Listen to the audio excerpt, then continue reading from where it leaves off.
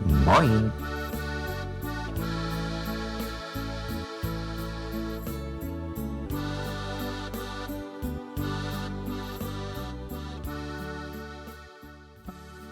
Why Germany's north sounds so northern. Northern High German between Duden and Dösbaddel. Do you know German or are studying it, or you're just interested in it? Have you heard about the linguistic north-south divide in Germany and wonder what it's about? Welcome to this presentation. Nummern los. Here goes. Picture this. My cousin and I are in a rush to catch a train. We've just stepped out of her apartment when she calls out, "Mach mal zu," and I reply, "It's already closed." Turns out she meant hurry up, and I thought she wanted me to shut the door. So, why does German in the north sound and feel so northern? Why do people up there say, "Da mache ich mir nichts aus," instead of "Daraus mache ich mir nichts"? I don't care about it. Or, "Ich mach das nicht, wenn du nach Hause kommst," instead of "Ich mag es nicht, wenn du betrunken heimkommst." I don't like it when you come home drunk. Why do people do schnacken and klönen instead of simply reden or plaudern when they are talking or chatting? And what does "mach mal zu" actually mean if it doesn't mean close it? Language isn't a rock. Language is movement. It shifts, travels, layers itself. Sometimes an old language keeps living on, hidden underneath the one that replaced it. Like a foundation, a deeper layer that still echoes through. Celtic languages, for example, left traces in Bavarian, French, and Portuguese. Italian has leftover Etruscan and Greek baked in. The Arabic spoken in North Africa rests on a Berber base. And in many Dutch and Low Saxon, aka Low German dialects, you'll still find Frisian roots. German isn't a pure language either. Greek, Latin, French, English, Slavic, it's all in there. And during the Middle Ages, the Scandinavian languages were heavily influenced by Middle Low Saxon, the Saxon language of the Hanseatic Trading League, so much so that they drifted noticeably from Old Norse. Which brings us to northern Germany. Because originally the people up there didn't speak what we call High German today, or even German. They spoke Saxon, real Saxon, Old Low Saxon. No, not the East Middle German dialects of today's East German state of Saxony. Later it became known as Low Saxon or Low German. If you want to learn more, just click on the link here or under the video. When the Hanseatic Trading League came to an end in the late 1600s, so did its Middle Saxon language. The actual German language became fashionable, especially Missingsch, roughly the dialect spoken by Martin Luther, who had a huge impact on what would become standard High German. At first, it was the upper classes in the north who started learning and using actual German. Then the middle classes followed. But what emerged wasn't a clean switch. It was a blend, a transition from Low Saxon to High German, a hybrid, a Creole language, Missingsch. The word Missingsch comes from the Low Saxon term for Missingsch, the German language variety of Meissen. Over time, this Missingsch seeped into all social classes. In the cities, it became the everyday language, a mixed form with a Low Saxon base. A few generations later, many people had forgotten real Low Saxon. In Berlin, the local Mercian, Märkisch, Low Saxon dialect disappeared early on, but it still echoes in today's Berlin German slang. Real Berlin dialect is also a kind of Missingsch.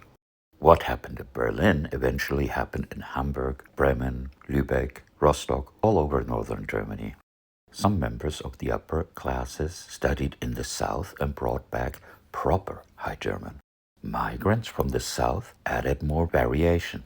Schools switched to German, and Low Saxon came to be banned. It was seen as backward. Proper German was the goal. But most people never quite got there. and their accents still showed where they came from. Missingsch got pushed aside, seen as lower-class mishmash, but really it was the North's true in-between tone. I myself belong to the last generation to grow up with Missingsch in a working-class neighborhood of a northern city, more precisely with late Missingsch, the final stage of that Creole, that blend. My father grew up speaking Low Saxon and Missingsch, and he rarely stepped outside that linguistic world. He never really learned to speak Standard German properly. He couldn't understand South German dialects or even just their accent. But interestingly, when he once worked in the Netherlands, he apparently managed to get by surprisingly well. We learned High German at school and heard it on the radio and movies and later on TV as well. The old folks still spoke Low Saxon among themselves, but we kids weren't supposed to learn it. It was seen as not useful. But this little future linguist over here learned it anyway, because he liked the sound of it and the multilingualism. And sure enough, even though the Low Saxon language had gone quiet in many places, you can still hear its echoes in the sound, in the grammar, in the vocabulary. That's why Northern High German still sounds Northern. And that's exactly what I want to show you now, with a few examples. How Low Saxon lives on in everyday Northern German, quietly but clearly, even in the speech of people who never learned it. Ah, the sound of the North. Let's start with a simple sentence that sets the tone and already contains a few key features. It was drizzling in Hamburg. A Northerner might say, in Hamburg hat das geschmuddelt. That's Northern High German and Missingsch. In Standard High German it would be, in Hamburg nieselte es. You hear, for example, how a short vowel before a sonorant consonant tends to be drawn out slightly. Let's check out this sentence. English, if my husband can catch the ball with his hand as well. Standard German, wenn mein Mann den Ball auch mit einer Hand fangen kann. Northern German, wenn mein Mann den Ball auch mit einer Hand fangen kann. Or in Missingsch, wenn mein Mann den Ball auch mit einer Hand fangen kann. Low Saxon, wenn mein Mann den Ball auch mit einer Hand fangen kann. This type of lengthening of stressed vowels that in related languages are short also applies in English, with the exception of some dialects in northern England. Examples, man, can, and ball. Coincidence or common Saxon feature? You may also have noticed how the G at the end of a syllable sounds like h or ch, not k. And the vowel becomes out shortened when that happens. For example, the German word for train is Zug. In the north, it's pronounced Zug. That comes from Missingsch, because the Low Saxon equivalent is Toch. And something else stands out, the use of the perfect tense hat geschmuddelt instead of the simple past, schmuddelte. Technically, both forms exist, but the past tense tends to get avoided. That's a Missingsch trait. In Low Saxon, both forms are available. In Hamburg smuddelt dat, or in Hamburg hat dat smuddelt. But Missingsch, a Creole language, simplified things. And then there's das instead of es for it. In many Low Saxon dialects, the word it or et got replaced by dat, which is related to English that. That turned out das in Missingsch, and from there into Northern High German. Sometimes you'll even hear the das sound several times in a row. Ich hab das nicht gewusst, dass das gibt. In Standard German, ich wusste nicht, dass es das gibt. Another grammar quirk, split adverbs. Instead of dafür habe ich keine Zeit, a Northerner might say, da habe ich keine Zeit für, meaning I don't have time for that, which mirrors the Low Saxon version, da habe ich kein Tiet für. And what about vocabulary? Take schmuddeln for nieseln, drizzle. It's a typical northern word, borrowed from Low Saxon, smuddeln. The root smut is related to the German word schmutz and the English smut. Schmuddelwetter, drizzly weather, is a word you'll hear a lot in the north, for obvious reasons, frequent terrible weather. So is Schietwetter, literally shitty weather, but not sounding as vulgar as that. Northern German vocabulary is full of such borrowings, almost all of them filtered through Missingsch. Some remain unchanged, like Dösbaddel for clumsy person. Others get adapted, like Sabelei from Sabelei, chatter, or Schmuddeln from Smuddeln. Sometimes Low Saxon words replace stronger or more vulgar sounding High German ones. Schiet sounds milder than Scheiße and can just mean dirt or mess, not necessarily something really offensive, like schittig for dirty, not just shitty. Here are some more northern words and phrases, ones you'll hear even where Low Saxon has long disappeared. Gucken, meaning to look, is pronounced gucken with a K sound. Why? In Low Saxon it's kieken. Schnacken means to talk or to speak. It was derived from the northern Low Saxon snacken, which has the same meaning. Yes, it's actually related to the word snack, which English derived from Dutch snakken, where it can mean to pant.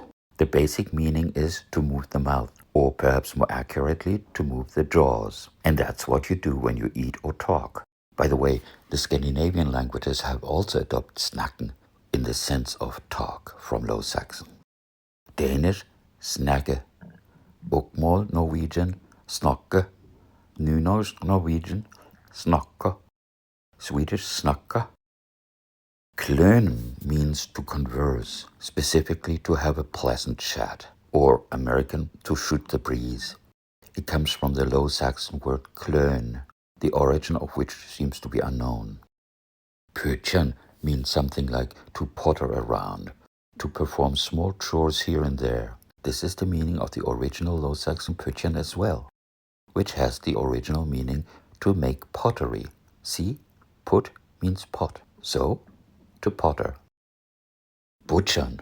No animals get harmed in this process, hopefully. Butchern is something kids do when they play outside or roam around in the neighborhood, with or without annoying the neighbors. It's also the meaning of the Low Saxon verb butchern.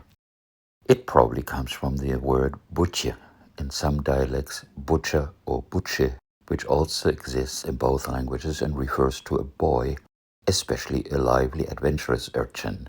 A guy that was born and raised in Hamburg has the privilege of calling himself a Hamburger Butche. This could perhaps be derived from Butt, which means flounder or halibut. It's a coastal thing. A butche butchers. See? Makes sense, huh? No? Okay, let's move on. Or in Northern German, Lassmann. Lütt may replace Standard German klein, which means small, little, just like in Low Saxon. Apparently, this word is related to little and various equivalents in the Nordic languages. Little is a diminutive form of earlier lit. Pleach means intelligent, clever, or shrewd, just like in Low Saxon. Krüsch comes from the Low Saxon krüsch and means picky, especially when it comes to food. It was probably originally called kürsch from kür, which means choice. So it's choosy. Trömelig means slow-moving or dawdling.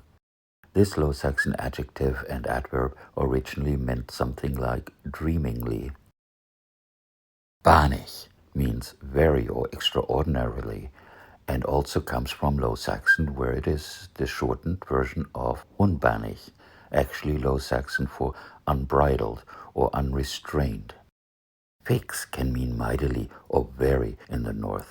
You can say, sie hat fix was los, if you admire her talent. In other words, she really has it going on. Added to this is the meaning quick. For example, you can say, ich muss fix los, I've got to be dashing, if you have to take your leave in a rush. Buddel, borrowed from Low Saxon, is used in the north when Flasche would sound too sophisticated for bottle. Eine Flasche Kümmel for a bottle of caraway schnapps doesn't cut it. You say instead, ne Buddel Köm. And yes, this schnapps does have a Low Saxon name, Köm, which simply means caraway. Dösbaddel is a Low Saxon loanword popular in the north, meaning stupid or clumsy person. Low Saxon Dösbaddel comes from the verb dösen, which means to slumber or to daydream. Baddel is a version of the male name Bartholomew. Originally, a Dösbaddel was an inattentive boy or man. Of course, no one has ever called me that. Nope. Man. Nope. This isn't about the impersonal pronoun one, although that exists in Missingsch in Northern Standard German as well. This is about the conjunction that went from Low Saxon via Missingsch into casual North German. It means only, but only in expressions like lass man, let's just leave it, lass das man, or even looser as in Missingsch, lass das man, let's just leave it, or just let it go. Man imparts encouragement. For example, you can also say lass ihn man in the sense of just leave him alone or just ignore him. In Low Saxon, man can also mean only in the sense of but or yet, but that meaning didn't make it into the Northern Standard. Mach zu or mach mal zu. Go on, make two. What the?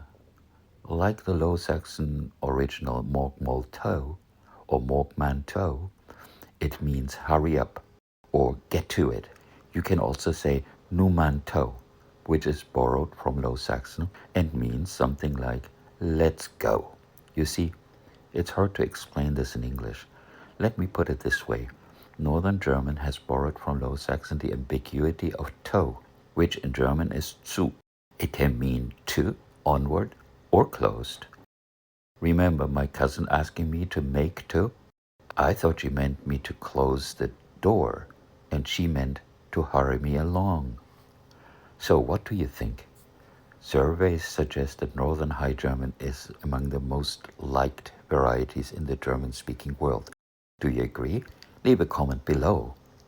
If there's enough interest, I'll add more to this topic and expand the word list. There's a whole pile more where this came from. Das sag ich dir, I tell you. I'd love to hear from you wherever you may be and whatever your background. Feel free to mention where you're from. And don't forget to like and subscribe. Or as we say in the North, vergiss nicht das zu machen instead of standard. Vergiss nicht es zu tun. Don't forget to do it. That's it for today. Tschüss and stay fuchtig. That's Northern slang meaning something like feisty, maybe even spirited. I guess it's something like saying, stay frosty.